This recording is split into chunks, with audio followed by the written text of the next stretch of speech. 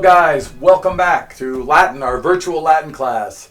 You guys are probably a little rusty after the past couple of weeks off. In fact, I got a couple of the sentences in pretty early and so you guys are pretty rusty. And I think we could use a little help and remembrance in getting back our Latin skills, myself included, of course.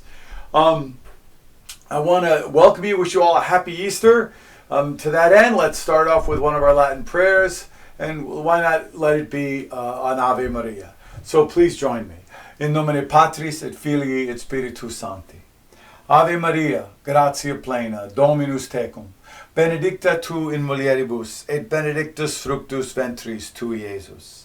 Sancta Maria, Mater Dei, ora pro nobis peccatoribus, nunc et in hora mortis nostrae. Amen. In nomine Patris et Filii et Spiritus Sancti. All right. The first sentence I gave you, I went to the very end of the exercises for Wednesday's sentences, and they are some tricky sentences. One of the things I noticed in a couple of the translations that I saw is you have to remember substantival adjectives. You have to remember that there are times when adjectives are doing the work of a noun in a sentence, all right? And that they're not modifying another word. We know that adjectives limit nouns or pronouns, limit or describe nouns or pronouns, but when they're standing on their own in a Latin sentence, they act as a noun in the sentence. We gave examples of that in English. You know, the land of the free and the home of the brave. Those kinds of things are English forms of substantival adjectives. So let's take a look at this sentence here. We'll read the first clause. Nisi malo saxis gladisque e cella populissimus. Now, one of the things we'll notice here is that we have nisi, so we have a conditional sentence, but it's a negative conditional sentence, okay? This will be if not, or unless, or except. And when we jump down to the verb, we see populissimus. And we realize, like, okay, wait a minute, populissimus, that is the pluperfect subjunctive.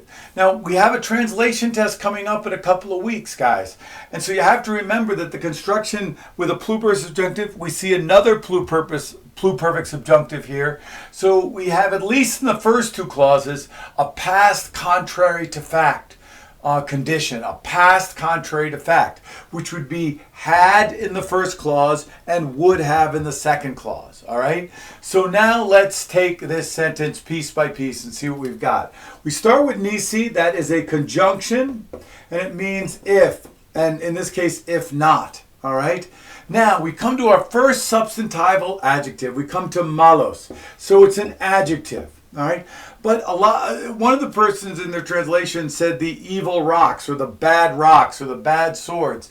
But remember, adjectives always agree with the nouns they modify in gender, number, and case. And if you look at saxis, it is not, well, first off, malus is masculine, obviously, and accusative and plural. So it's masculine, accusative, plural. It's the only thing it can be. Saxis is a neuter noun.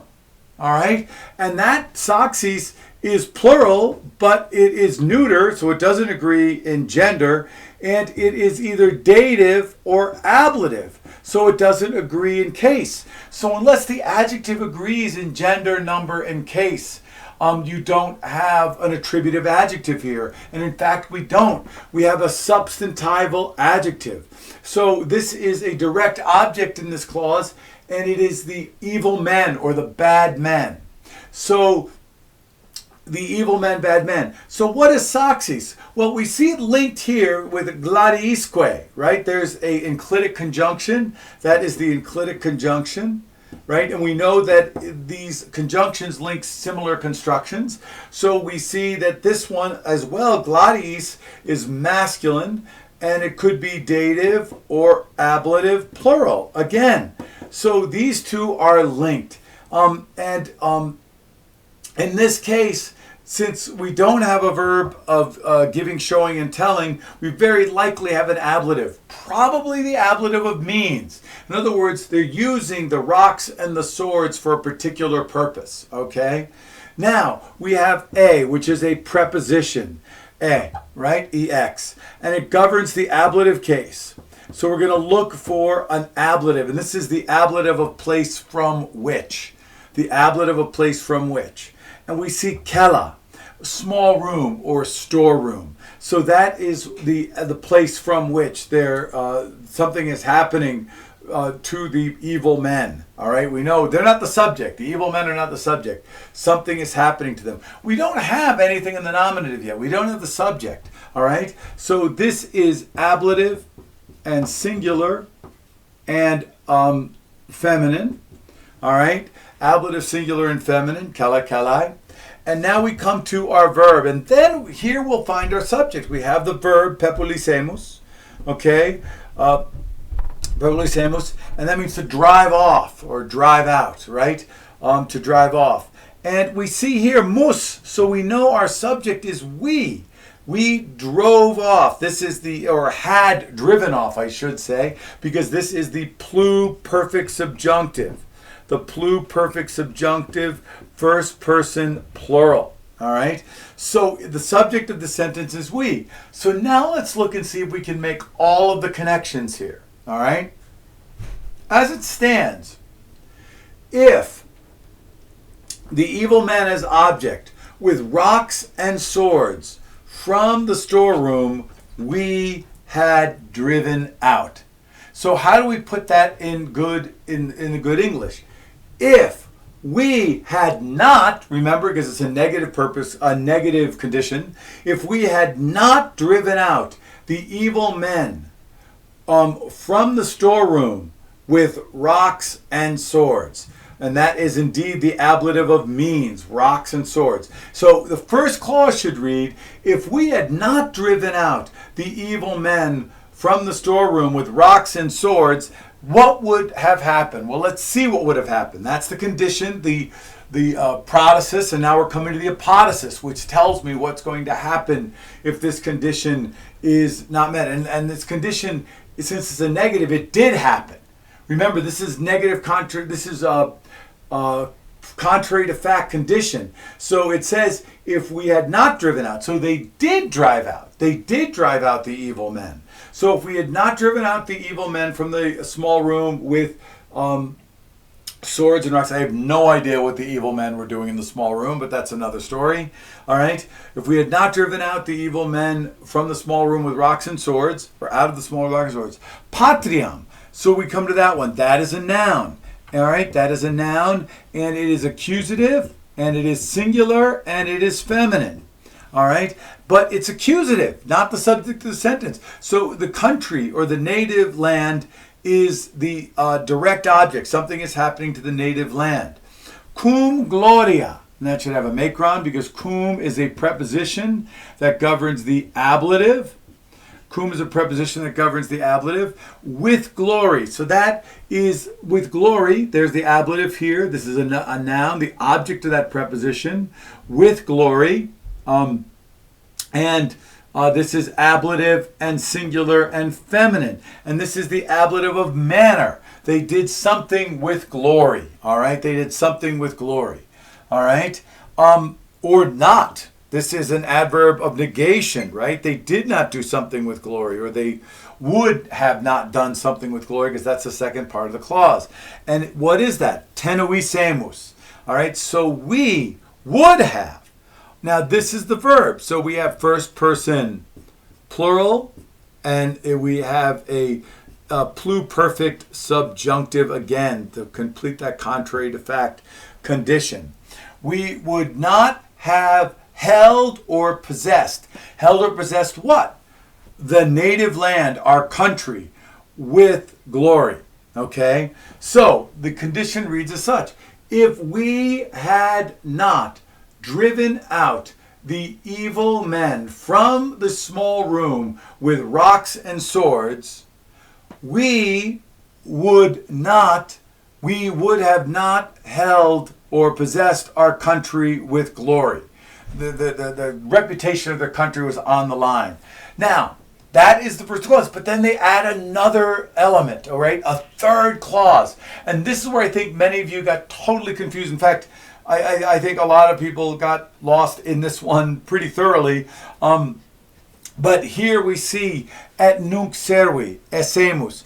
What is this? What is going on here? It's another clause, but this is a different verb form. It's still subjunctive.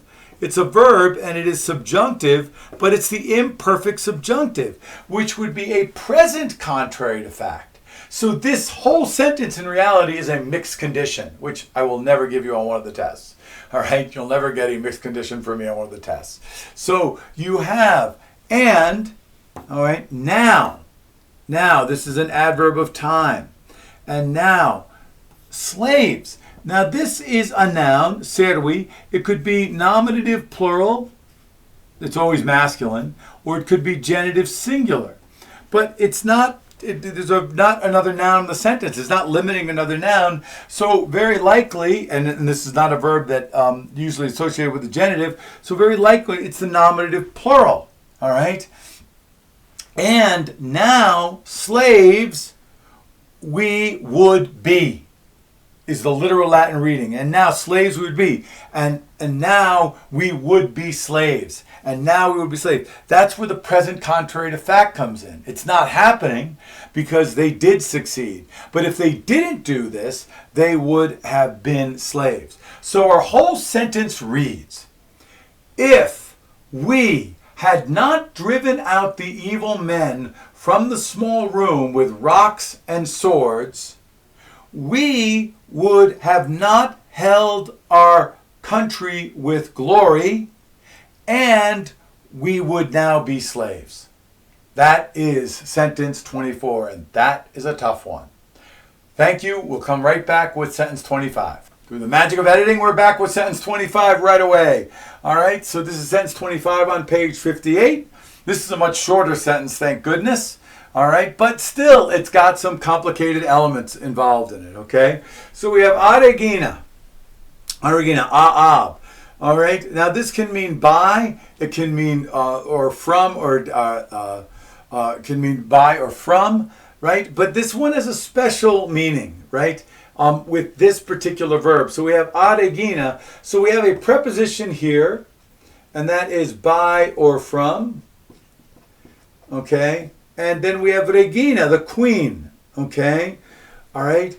So regina is the object of the preposition. So it's ablative, because this governs the ablative. It is ablative singular, and it is feminine. All right? So it's from the queen or by the queen. We don't know really the by constructions yet, so from the queen is probably more likely. Okay? And then we have petivisti. All right? And this can mean to ask or to seek. All right? But when it's used with this a regina construction, with the a, it means to ask. All right? So we see that this is a verb. We see that it is perfect. We see the perfect stem, petiri, right? And the isti, which is the personal ending. So we see the perfect, we see its second and singular. Okay? So the subject is not the queen, the subject is you. So you asked from the queen. When you ask something using peto, you ask something from someone. And the someone you're asking from is the queen. So you could say you asked from the queen, but the more proper way to translate that in the English would be you asked the queen. You're asking the queen for something, okay? You're asking the queen for something from someone. What are you asking from someone? You're asked the queen. That's how you would translate that, to keep it in its simplest form. So you asked the queen, okay? Or you could say more formally, you asked from the queen. What did you ask from the queen? Now, since this is a verb of asking or seeking, you see the ut there, this is not a purpose clause. So you do not translate this in order that. You simply translate this as that, all right? That. So you asked the queen that, all right? Veniam.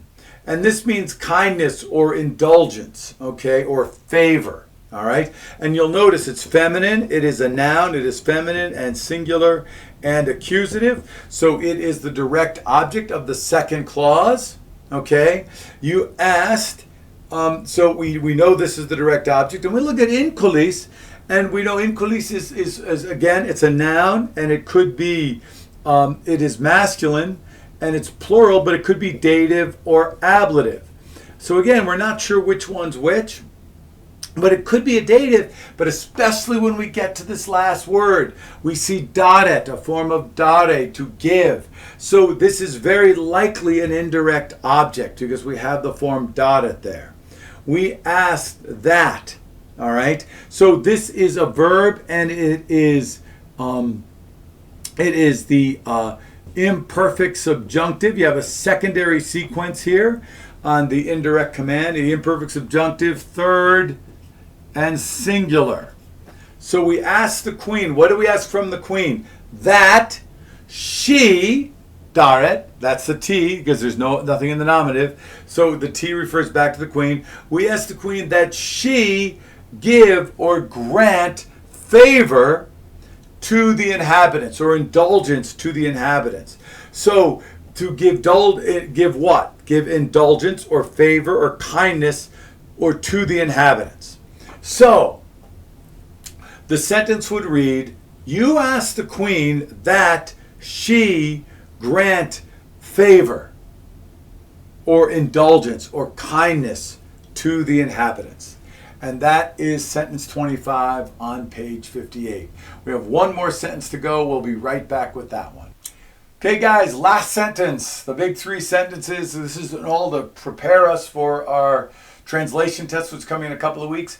Remember, you do have a vocabulary test next week, and it's really important that in addition to these sentences, you be reviewing your Unit 3 vocabulary. All right, for next week. So let's take a look at sentence 26, guys. So we'll start with poeta. That is a noun. This is the only thing it can be is nominative, singular, and masculine. Right. So it's the subject of our sentence. The poet is doing something. All right. Now, the poet is doing something to someone. We think. Right. How do we know this? Well, look at Walidos. Right. Now, Walidos is an adjective, and we have that same thing we had in the first sentence that I warned you about that people are struggling with. And what is that same thing? That same thing is that this is Walidos, but it's not strong fields or healthy fields. All right, this has nothing to do, Walidos has nothing to do with agrites. Why? Because it's an adjective, and it is masculine, and it is plural, and it is accusative.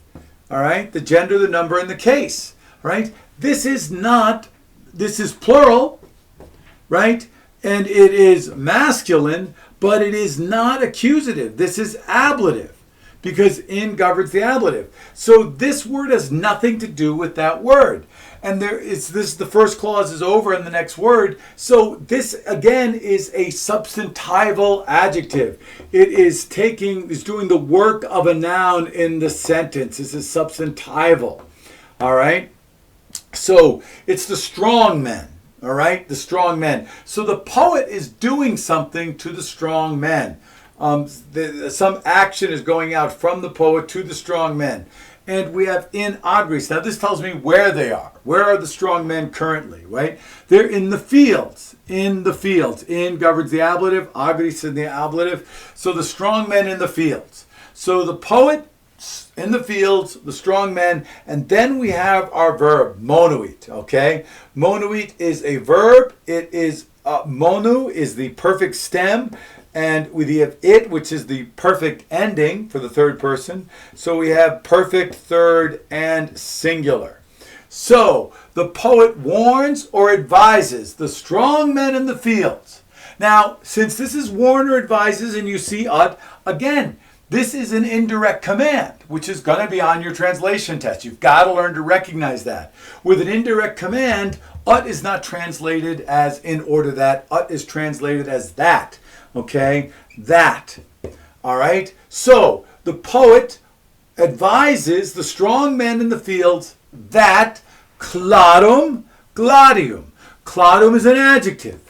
And in this case, right, we see that it is limiting another noun in the sentence. This is an attributive adjective. This is substantival. This one is attributive. So we have cladum, right, which is masculine and singular and accusative. And we also have gladium, which is masculine, singular, and accusative. Okay? So this is an attributive adjective, right, limiting gladium. and accusative. So they agree in gender, number, and case. All right. So claudum gladium, the famous sword. Okay. But that's not the subject of the sentence. The famous sword isn't doing anything. The famous sword is receiving an action. So we're going to find out what that is. Now, but first we're going to find out where the famous sword is. So here we have, voila, sub saxo. Okay, the famous sword is somewhere. And for some reason, this is a preposition, and it governs the ablative in this case. It can govern the accusative, governs the ablative. For some reason, it's under a rock. This is ablative and singular and neuter. All right, that's the gender, number, and case. So it's under the rock. So that the famous sword under the rock. And then we have our last verb, peterent. Again, this is a subjunctive clause. We have secondary sequence again. This is a verb. It is imperfect subjunctive. Third plural. And now we find our subject, right? We see the NT. And that NT gives us our subject. It's they. So that they seek the famous sword under the rock. Okay? So I advise the strong men in the fields that they seek the famous sword under the rock. And that is your third sentence. And again, I don't know why the famous sword is under the rock. It's probably some sort of King Arthur type thing when he pulls the sword out, whatever. But that is your third sentence. Remember, guys, study hard. You have the vocab test next week and a translation test to follow. And I'm sure you're going to do really well. Happy Easter once more. And thank you. And I welcome you back to our virtual classroom.